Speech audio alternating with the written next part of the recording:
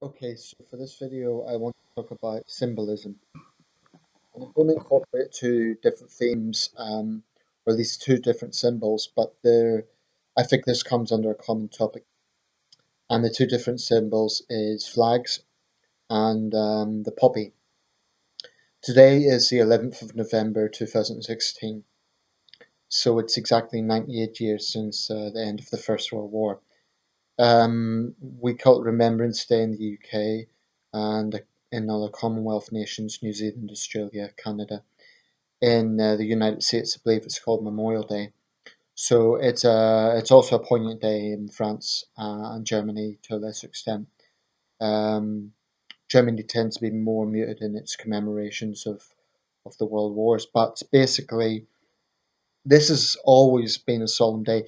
Usually, my city actually, Sunderland, has one of the largest war memorials in the country. I'm not quite sure why, but it's certainly one that stands out. Every town, city, and village in the United Kingdom has one, but we have quite a prominent one. And every 11th of November, the nearest Sunday, today's Friday, there is a big gathering here in Sunderland. It's usually 3,000 people. And the cenotaph in London, it's obviously considerably sizable as well. So it's a poignant event. I just want to touch on the poppy as a symbol, and I've probably covered this in previous videos, but I think it's important. That conversation I mentioned I had with the guy the other day, the cheeky or disrespectful guy that got into a conversation with me, conversation slash and intruding in my privacy. Um, Part of that was about the poppy, because I had a little poppy on my jacket. Now, this guy was an ex-serviceman, and he was a strange guy. I couldn't work out if he was remonstrating with me or if he was engaging me. I couldn't quite work out. Anyway, he then said he no longer wears a red poppy, he wears a white poppy for peace. This was interesting because it's something I've heard from a lot of people on the left, and this guy was a lefty. He told me he was a Jeremy Corbyn supporter, and that was that. Um, no, I respect the man's service, but I don't respect the way he imposed himself as he did. If you check out that video, you'll know the whole situation.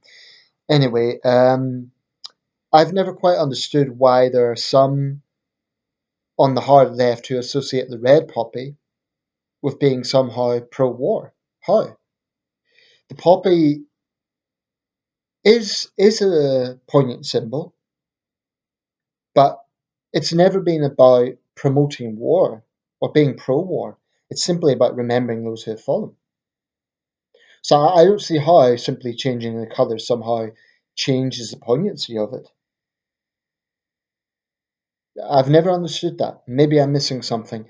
But the reason, by the way, we use the symbol for my international viewers is because poppies actually grew on the fields of Flanders. And there was these horrible, bloody battles of the First World War. The Battle of the Frontiers, the Somme, Verdun, the Retreat to the Sea, 100 Days, the Spring Offensive, Passchendaele. These horrendous battles, tens of thousands of casualties, hundreds of thousands of men cut down. Um, the poppies grew around, and they were sort of seen as this peaceful symbolism. If you've seen um, Blackadder Goes Forth, it was the last in the series of the Blackadder comedy series. And although it was a comedy, the final episode was always was deliberately a little bit more somber and serious because it was about going over the top.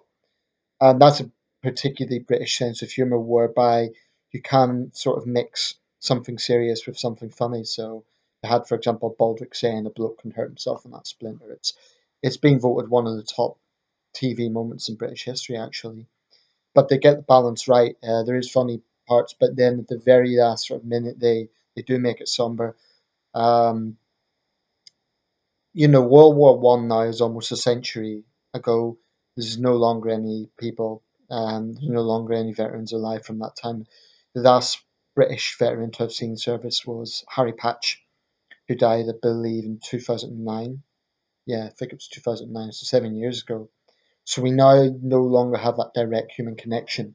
but it is still close enough to be. I mean, put it this way: people still get emotional over the American Civil War, and that's well beyond living memory, but it's still close enough to mean something. We don't really get emotional in this country over, say, the English Civil War. Some people do, certain reenactors do, but it's not really. It's too far back to have such a connection. Likewise with the War of the Roses, and I'm not saying those are insignificant events.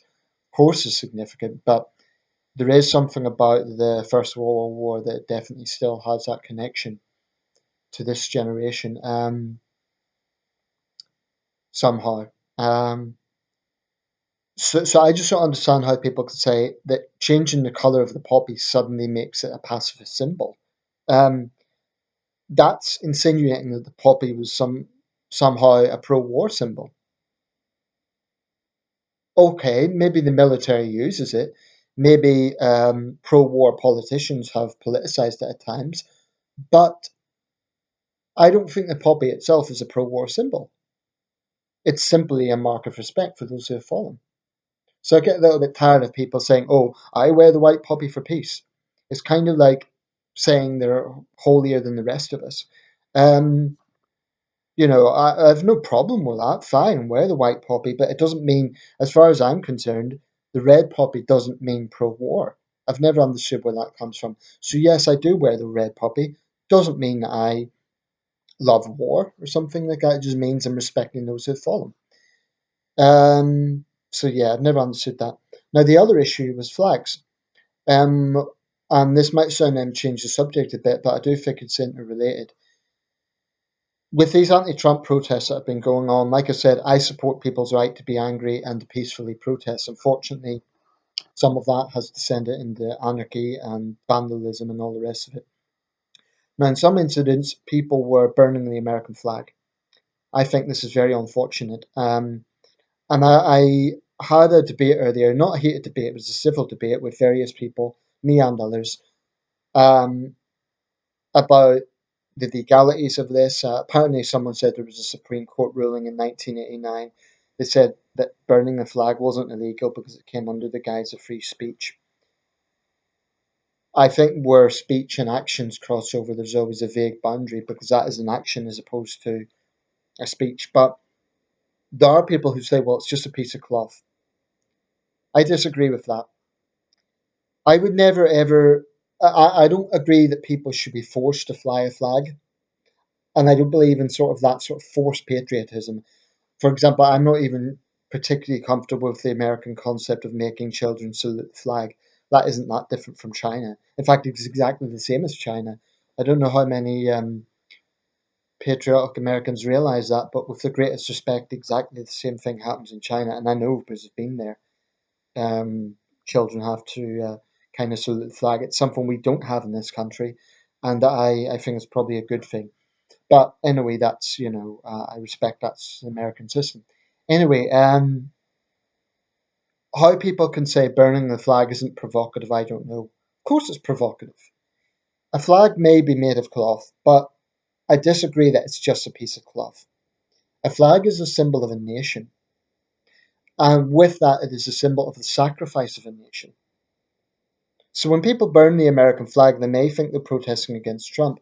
Some people say, well, this proves that Trump has taken away all our values as a nation. But this is one president. So you really going to burn the flag of a nation because of one president? Kind of reminds me of the mentality of Scottish nationalists who justify their hatred of the United Kingdom because they hate the Conservative Party. But the Conservative Party can be voted out of office. The United Kingdom is a country. Um, So personally, if I were an American, I would find that very offensive. Should it be illegal? I don't know. I don't know. If it's someone else's property, then definitely for vandalism. If it's someone's own flag, i.e., if they've bought it, well, maybe not. But I do think they should expect hostile reaction because when they're burning the flag, they think it's against Trump. But in my reckoning, it's insulting American soldiers and Marines and so on who have died in various conflicts over the years fighting for the US flag. And I know there are disgruntled veterans as well, because this is a point I'd like to make. Both left and right in their own way like to politicize the military.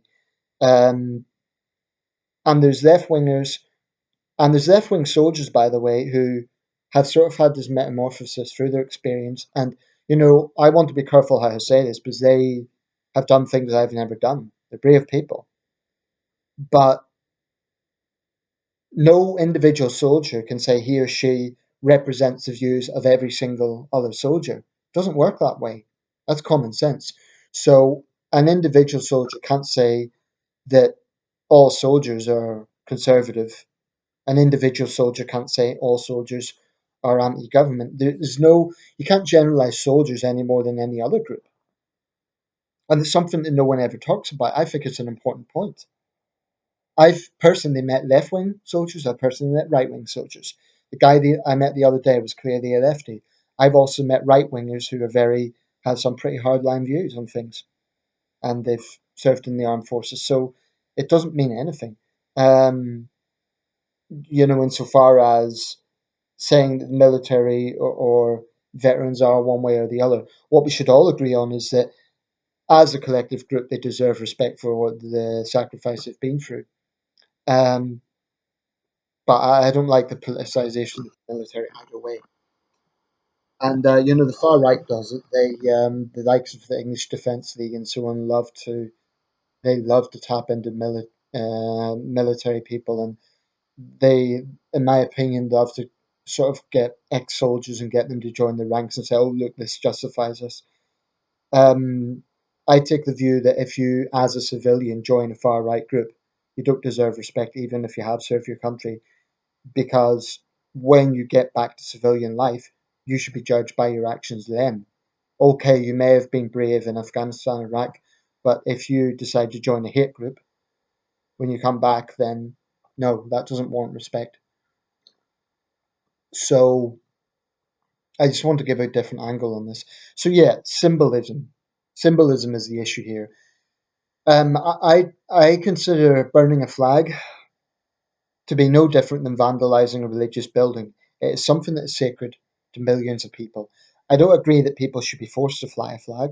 I don't even believe that people should be forced to love a flag or something like that. Um, I don't like that sort of blood and soil neo nationalism. I'm not comfortable with that. But anarchists and people who don't like the flag should also understand that respect works both ways. Okay, you don't have to like it. You have several choices. Don't fly it. No one's forcing you to. Immigrate to another country that you'll obviously prefer. I really do think people who hate the country that they're in should do everything they can to get out of it. I really do. That's a practical thing to do. Okay, so I've covered a few things in this video, but I'm going to round up because I do have a habit of talking too long sometimes. I'd like to hear feedback and a few open questions. Do you think flag burning should be illegal? Personally, I'm not sure if it should be illegal, but I certainly think it is disrespectful. Um, do you think that there is poppy fascism, which is a term that's sometimes being used? Again, in the UK, I don't think people should be compelled to wear poppies. There's been a bit of a controversy over FIFA. The Football Association has forbidden players to wear poppies on their kit. Well, they've defied that and done so anyway. I think if a footballer wants to respect soldiers, they should be allowed to. And I don't agree that it's a political symbol. I believe it's simply a mark of respect. It's not saying that you support war. You don't support war. It's just a mark of respect to those who have fallen. So I don't agree that the poppy is a political symbol, as much as some people would like to turn it into one. Um, then there is also lost my trail of thought. With something else I was going to say. Yeah, I don't agree with poppy fascism. I don't agree with forcing people to wear it. Um, should newsreaders and so on be forced to wear it? Should politicians? I think politicians probably should because they're serving their country electorally, and they should show that they're respecting those who have paid the ultimate sacrifice. So perhaps people in public life should set an example, but I would never support, for example, a law compelling people to wear it. That would be absurd, utterly absurd, and I wouldn't support that. I think people should, but I don't think people should be forced to or bullied into it. Um, that's how I feel about it. Let me know your thoughts. I'm not sure if there's any sort of an American equivalent of the poppy. If there's like any little symbol you wear on Memorial Day or not. Maybe my American viewers can enlighten me on that. Anyway, interesting subjects. Let me know your thoughts. Thanks for watching.